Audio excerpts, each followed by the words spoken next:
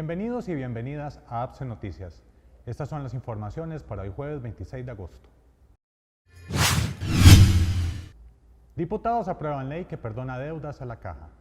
La Asamblea Legislativa aprobó en primer debate este martes 24 de agosto el proyecto de ley 21.522 para perdonar el cobro por multas, mora, sanciones e intereses a trabajadores independientes, asegurados voluntarios y patronos. 42 legisladores dieron su voto a favor de la iniciativa. Solo 3 votaron en contra: Shirley Díaz del Partido Unidad Social Cristiana, Walter Muñoz y Patricia Villegas del Partido Integración Nacional. Aunque esta iniciativa podría verse como algo positivo, porque perdona deudas para 117.000 trabajadores independientes, también se abre el portillo para perdonar grandes deudas pendientes con la institución. Mientras este proyecto se encontraba en debate, se divulgó el hecho de que 2 legisladores, Pedro Muñoz y Eduardo Cruikshank, se encuentran morosos con la institución. El diputado José María Villalta le reclamó en sesión del plenario a su colega Pedro Muñoz que pagara su deuda a la Caja, la cual asciende a 40 millones de colones. Yo se lo digo, diputado Muñoz Fonseca, de frente: páguele a la Caja. Páguele a la Caja, diputado Muñoz Fonseca. Es una barbaridad que en la situación en la que está la Caja haya un diputado con una deuda así. A criterio del diputado, no se debe aplicar una condonación general, ya que existen trabajadores independientes que tienen grandes ingresos y que lo que buscan es un portillo para evitar pagar la deuda. Manifestó estar de acuerdo en que deben resolverse las situaciones con las personas trabajadoras independientes y con algunos pequeños productores, pero siempre respetando la autonomía de la Caja y de la Constitución. En este sentido, se va a presentar una consulta facultativa de constitucionalidad sobre este expediente previo que reciba segundo debate. Le consultamos al legislador en qué consiste este proyecto, sobre cuáles puntos discrepa y si existe el riesgo de que esta amnistía sea aprovechada por las empresas evasoras de sus responsabilidades sociales. Sí hay que buscar una solución. El proyecto tiene una serie de problemas, también hay que decirlo, una serie de portillos o normas que metieron algunos diputados interesados. Por ejemplo, un artículo que contradice este tema que estamos hablando de autorización y que pareciera querer obligar a la Caja a condonar todas las deudas a todo el mundo, a todos los trabajadores independientes, incluso los de altos ingresos o los que tienen capacidad económica, e igual a incluir a todos los patronos en la condonación de multas e intereses. Eso nos preocupa porque para que el proyecto tenga viabilidad debe mantenerse como una verdadera autorización, para que la Caja como institución autónoma sea la que pueda decir en qué casos sí se justifica, en qué casos no se justifica, a quienes sí merecen que se les dé esa condonación y quienes no. Se discute en la Asamblea Legislativa un proyecto de ley sobre acoso laboral. En la Comisión de Asuntos Sociales de la Asamblea Legislativa se está discutiendo un proyecto de ley de interés para toda la clase trabajadora en el país. Se trata del proyecto de ley para prevenir y sancionar el acoso laboral en el sector público y privado. En Costa Rica no existe normativa respecto al acoso laboral, también conocido como mobbing. Por eso es tan importante que se esté discutiendo un proyecto que venga a llenar este vacío, ya que el acoso es una realidad en el mundo laboral costarricense.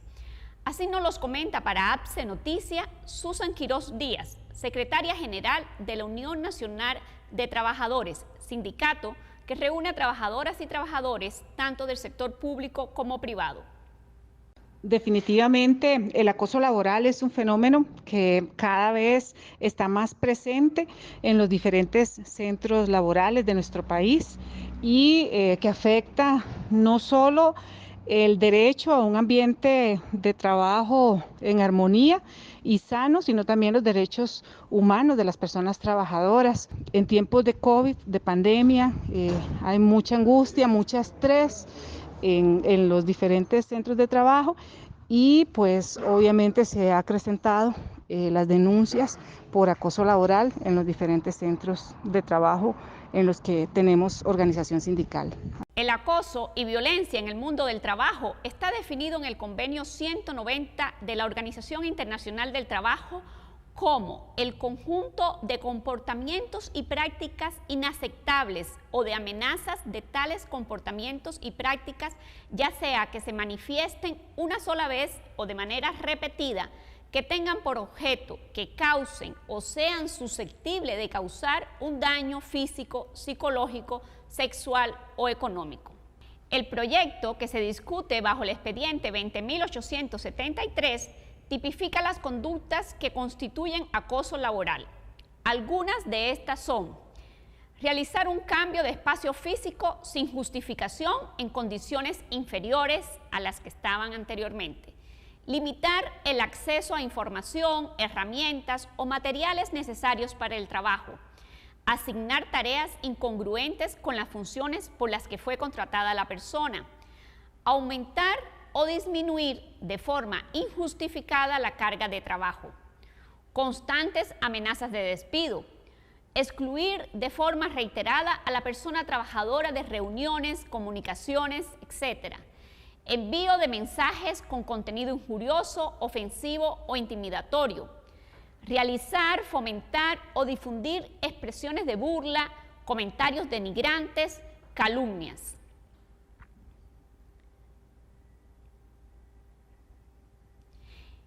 En el Departamento Legal de APSE, de forma reiterada se presentan afiliadas y afiliados que denuncian estar viviendo situaciones como las enunciadas anteriormente en sus centros de trabajo. Desde este noticiero sindical entrevistamos a Iliana Vega, abogada laboralista, coordinadora del Departamento Legal de APSE, quien nos explica la importancia que tiene un proyecto sobre acoso laboral. Es sumamente importante que en nuestro país se apruebe el proyecto de ley para prevenir y sancionar el acoso laboral en los centros, tanto en el sector público como en el sector privado. Nuestro país en este momento tiene un vacío legal, no existe un instrumento legal que prevenga y sancione este tipo de situaciones. En el Departamento Legal de APSE tenemos suma preocupación desde hace muchos años porque es recurrente la situación, el agobio que sufren muchas personas trabajadoras que son sometidas al acoso laboral, y por no existir una normativa específica no hemos logrado sancionar a esas personas que se consideran acosadoras de estas personas trabajadoras. Tenemos casos increíbles de situaciones como, por ejemplo, que las víctimas de este tipo de acoso se ven sometidas a discriminación en el centro educativo, a amonestaciones o sanciones sin sentido alguno, a asignación de exceso de trabajo o de carga laboral que no es afín a sus funciones, situaciones donde la persona termina en un estado de inestabilidad física e incluso emocional, desgastada, deseando renunciar a su trabajo porque ya no soporta ese agobio al que se ve sometido por la persona acosadora, y que por el hecho de no existir un instrumento legal que regule, sancione y prevenga el acoso laboral, muchísimas veces todos esos procesos de denuncia son archivados por no contarse con las pruebas del caso o por no ser situaciones que en forma sistemática se den en el tiempo y por lo tanto se archivan. De ahí la necesidad de que nuestro país cuente con este cuerpo normativo. El proyecto de ley se encuentra en discusión en la Comisión de Asuntos Sociales de la Asamblea Legislativa. Desde APSE Noticias le daremos seguimiento para seguir informándoles sobre sus alcances y avances legislativos. APSE entrega ayudas para afiliación afectada por inundaciones en el Caribe y zona norte. APSE se encuentra repartiendo unas 800 ayudas especiales a las personas afiliadas que han sido víctimas de las inundaciones que afectaron la región Caribe y la zona norte de Costa Rica. Se trata de un aporte de 100.000 colones para los compañeros y compañeras que sufrieron daños en sus viviendas provocados por las fuertes lluvias en julio de 2021. Durante esta semana, el tesorero nacional de APSE, Jorge Lobo, entregó estas ayudas en los cantones de Matina, Limón, Guásimo, Pocosí, Sarapiquí, Los Chiles, Guatuso y Upala. Lamentable lo que se ha vivido acá en la zona de Upala.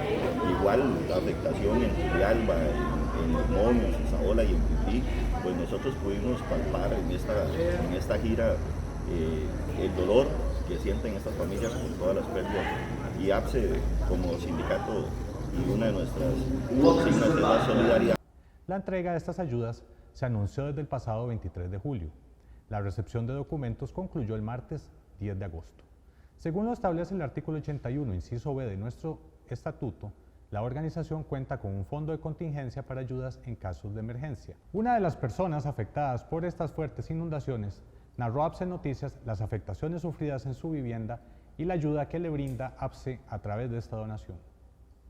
¿Qué le digo? Realmente pues son situaciones que uno no se espera.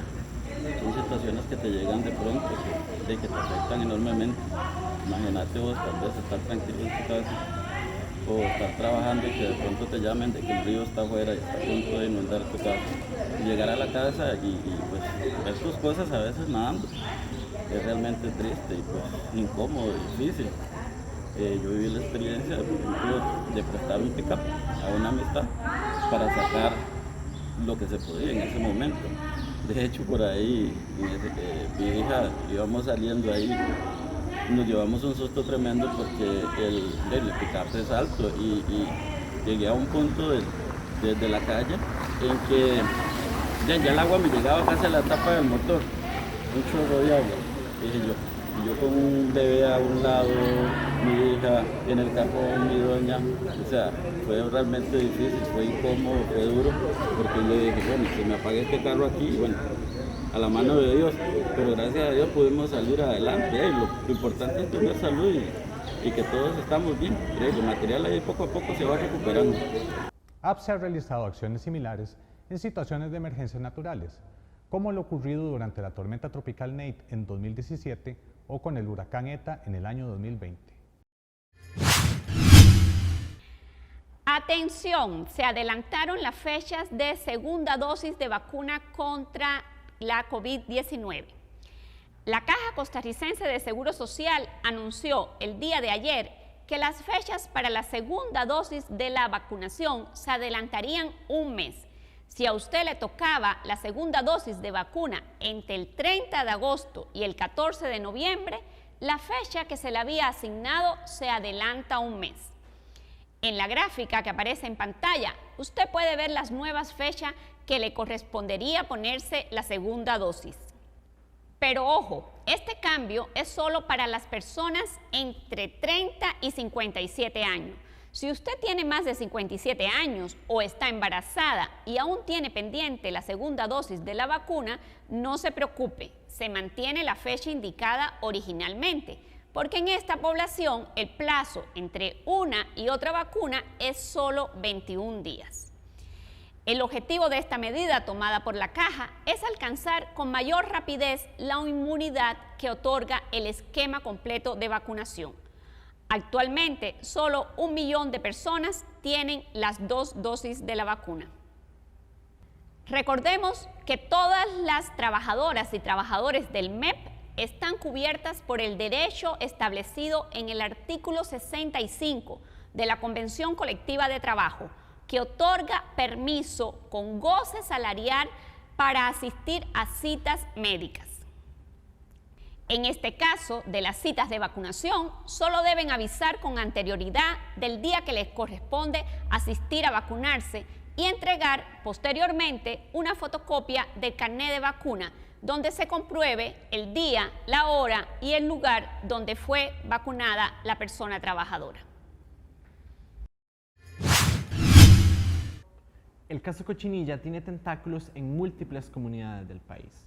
El caso Cochinilla no solo toca las esferas más altas de la política nacional, sino que los tentáculos de la corrupción también llegan a varias municipalidades del país, principalmente trabajando bajo el modelo de concesiones. Además del negocio de la construcción de obra pública, las grandes empresas están interesadas en la concesión de hidroeléctricas y también están interesadas en la extracción y producción de materiales para la construcción. Así lo evidencian múltiples luchas comunales en Punta Arenas y la zona sur. El caso del proyecto PH San Rafael es un ejemplo de cómo las grandes empresas presionan a las autoridades y a las comunidades para hacerse con las concesiones. Angélica Alvarado del movimiento Ríos Vivos nos habla de la experiencia con H. Solís y el PH San Rafael. Enjambre de hidroeléctricas que les cuento. Bueno, entonces habían planteado 13 hidroeléctricas privadas en la zona sur y 9 de ellas estaban siendo tramitadas por sociedades anónimas en donde Melia Solís era la representante legal. y una de ellas, específicamente el proyecto hidroeléctrico San Rafael, está siendo tramitada directamente por la empresa H. Solís, ¿verdad? Entonces, bueno, pareciera como que el equipo de H. Solís no solo vio muy lucrativo arreglárselas para acaparar el negocio de dar servicios de mantenimiento de las vías públicas con fondos públicos, sino que también pues vio muy lucrativo el negocio de la generación eléctrica en el país. No se pierdan en unos minutos el programa Desde el Lado Trasera, hoy a las 7 de la noche, con el tema Municipalidades Cochinillas, donde hablaremos a profundidad sobre este caso del PH San Rafael y otros casos en múltiples comunidades del país. No se lo pierdan. Y pasando a temas internacionales, sindicatos colombianos participaron hoy de jornada de movilizaciones contra reforma tributaria. Organizaciones sindicales y del Movimiento Popular Colombiano convocaron hoy jueves 26 de agosto a una jornada nacional de movilizaciones bajo el lema por el derecho a la vida y contra el nuevo proyecto de reforma tributaria.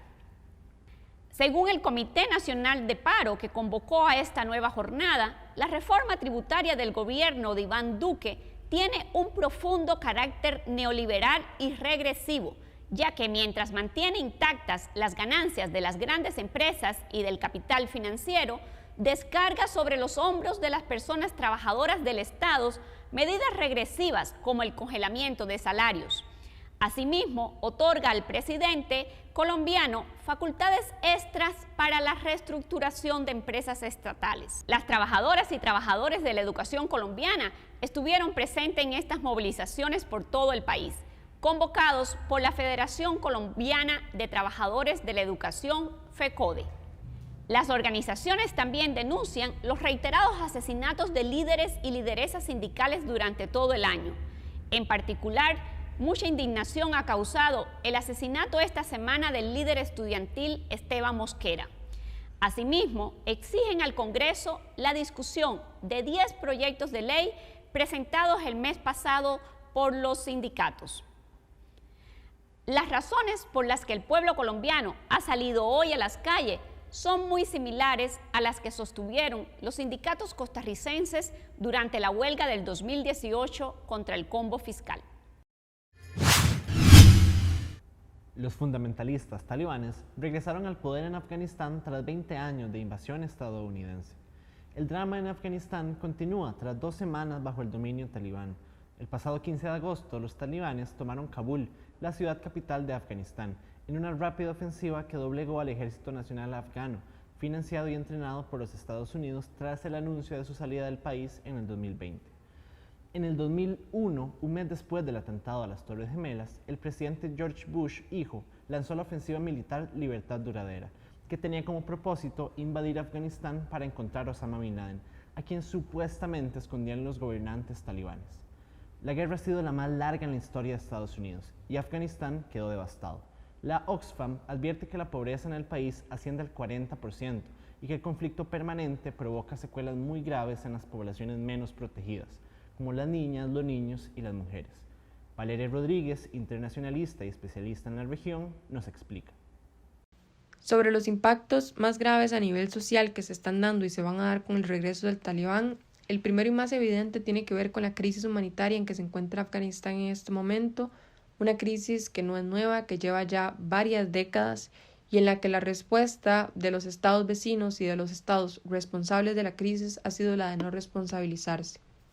Vemos, por ejemplo, a Irán y a Pakistán violando el principio de no devolución en materia de personas refugiadas y devolviendo a personas afganas al territorio de origen.